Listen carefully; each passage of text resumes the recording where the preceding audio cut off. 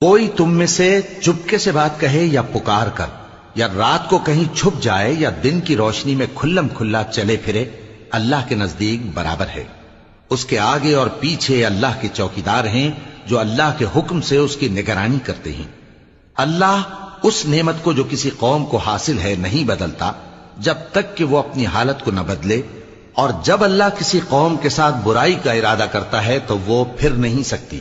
اور اللہ کے سوا ان کا کوئی مددگار نہیں ہوتا۔ وہی تو ہے جو تم کو ڈرانے اور امید دلانے کے لیے بجلی دکھاتا اور بھاری بھاری بادل پیدا کرتا ہے،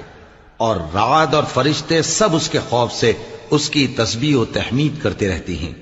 اور وہی بجلیاں بھیجتا ہے، پھر جس پر چاہتا ہے گرا بھی دیتا ہے، جبکہ وہ اللہ کے بارے میں جھگڑتے ہیں، اور وہ بڑی قوت والا ہے۔